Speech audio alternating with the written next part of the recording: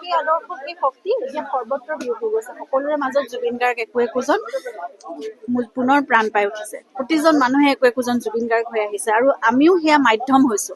গতিকে জুবিনৰ শক্তিৰে আমি কৰি আছো। মই নকওঁ সেইটো আমি কৰিছো অকল। জুবিন এতিয়াও আছে। জুবিন আছে কাৰণে আমি সকলোৱে তেওঁ হৈ পেলাই ওলাই আহিছো। মাধ্যম সলনি হৈছে, মাত্ৰ শক্তিৰ ৰূপান্তৰ হৈছে, সেই কথাটোৱে ক'ব পাৰো।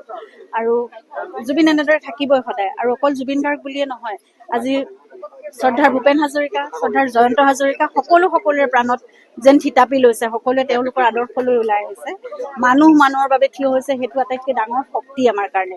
এই বিপৰ্যয়ৰ সময়ত, এনেকুৱা বিপদসংকুল সময়ত মই আহোতে গোটেই ৰাস্তাত দেখিছো যে শূন্যৰ পৰা নহয়, মানুহ একেবাৰে এটা বিয়োগাত্মক অৱস্থালৈ গুচি গৈছে, মাইনাছলৈ গুচি গৈছে। তাৰ পৰা কেনেকে জীৱনবোৰে মূৰ দাঙি উঠিব, সেই কথাটোৱে মানে আমাৰ মনত একদম শংকা বিভীষিকাৰ সৃষ্টি কৰা সময়। এনেকুৱা ধৰণৰ গোটেই পথাৰবোৰ বিল হৈ গ'ল, চাহ খেতি খিৰিকীলৈকে গোটেইবোৰ দুৱাৰ খিৰিকী পচি গৈছে। মানুহৰ ঘৰবোৰ, বহুত ঘৰলৈকে মানুহ ঘূৰিয়ে আহিব পৰা নাই। কিছুমান আহিছে যদিও একেবাৰে বেয়া অৱস্থা, দুৰৱস্থা।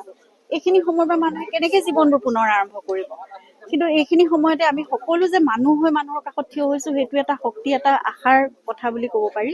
যে বিপদ সংকুল সময়ত আমি প্ৰত্যেকে একোজন মানুহ হৈ অসমীয়াৰ কাষত থিয় হৈছে। এনেদৰে আমি চাগে এনেকুৱা বেয়া সময়বোৰ কিবা এটা কৰি হলেও পাৰ কৰিব চাগে পাৰিম। কিন্তু এইখিনি সময়তে আমি উপলব্ধিও কৰা উচিত, উন্নয়ন আমাক লাগিব, উন্নতি হব লাগিব, কিন্তু প্ৰকৃতিক প্ৰহাৰ কৰি নহয়। প্ৰকৃতিক যিমান আমি সংহাৰ ৰূপ আমি প্ৰহাৰ কৰিম, প্ৰকৃতিয়ে সংহাৰ ৰূপ আমাক দেখুৱাই যাব। আৰু এইবোৰ উদাহৰণ একোটা। কিন্তু ইয়াৰ পৰা আমি শিকিবৰ হ'ল এতিয়া। এইখিনি যদি আমি উপলব্ধি নকৰো, এইখিনিতে যদি আমি এইখিনি বন্ধ নকৰো, আমি প্ৰকৃতিক নিজৰ মাতৃ হিচাপে পূজা কৰি আমি তেওঁক ৰক্ষণাবেক্ষণ দিব নোৱাৰো, তেতিয়াহ'লে আমাৰ ওপৰত আৰু সংহাৰ ৰূপ আৰু বেছি হৈ আহিব। কিন্তু তেখেতৰ মতে কথাখিনি কৈছে, ৰাইজে যিটো উপলব্ধি কৰিছে তেওঁলোকে সেইমতে কৰিছে। সকলোৱে কিবা এটা কৰিবলৈ ইচ্ছা কৰিছে, সকলোৱে এটা আৱেগত, এটা অনুভৱ লৈছে।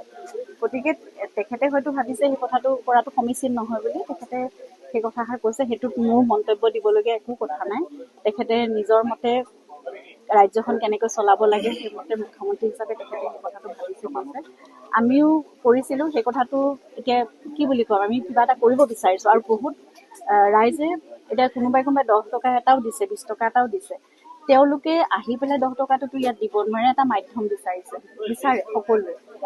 তেওঁৰ যিমানখিনি সামৰ্থ্য আছে সেইখিনি সকলোৱে কৰিব বিচাৰে। বহু অনুষ্ঠান প্ৰতিষ্ঠান আহিছে, তেওঁলোকে আমাৰ হাতত 40,000, 50,000, 1,90,000 তেনেকে সেইখিনিও দিছে। যে আমি যদি গুচি যাওঁ 10-15 জন, যদি 5-6 জনো যাওঁ, তেতিয়াহ'লে এটা খৰচ হ'ব। তাতকে গোটেই বস্তু টকাখিনি আপোনালোকৰ হাতত দিওঁ, সমুদায় ধন, আপোনালোকে কিবা এটা ভাল কামত লগাব। আৰু সেইখিনি বিশ্বাস আমি কোনেও কাকো জোৰ কৰা নাই আচলতে।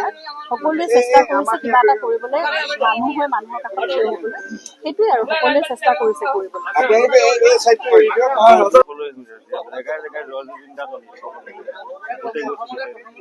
জুবিন গাৰ্গৰ আদৰ্শৰে ইজনে সিজনক সহায় কৰা যদি প্ৰৱণতা, এইটো বহুতকৈ ডাঙৰ কথা। আৰু অজস্ৰ মানুহে সহায় কৰিছে, অকল আমি বুলিয়েই নহয়, শত সহস্ৰজন মানুহে সহায় কৰা দেখিছো। হাজাৰ গাড়ী সোমাইছে, বস্তু লৈ দি আছে, শাৰীৰিকভাৱে সহায় কৰিছে। ৰাস্তাত দেখি আহিছো কোনোবাই ঘৰ বনাই আছে, কাৰোবাৰ ঘৰ চাফা কৰি আছে। নাজিৰা ফালে দেখিলো এজন ককা এটা লগ পালো, এহাল। তেখেতে হ'ল 14 দিন ঘৰত সোমাব পৰা নাছিলে। 15 নম্বৰ দিনা কেইজনমান ল'ৰা আহি পেলাই তেওঁলোকৰ ঘৰৰ পৰা পলস টানি উলিয়াই ঘৰ চৰ চাফা কৰি তেওঁলোক থাকিব পৰা কৰি দিলে। গতিকে এইবিলাক বৰ ভাল লগা কথা আচলতে। জুবিন গাৰ্গ যদিও নাই আমাৰ মাজত, জুবিন গাৰ্গে দিশটো আদৰ্শ আছিলে, প্ৰতিজন মানুহে কাম কৰি আছে, বৰ ভাল লগা কথা। আমাৰ আজিতো আছেই, কাইলৈও আছে, পৰহিলেও হয়তো যদি আমাৰ হাতত বস্তু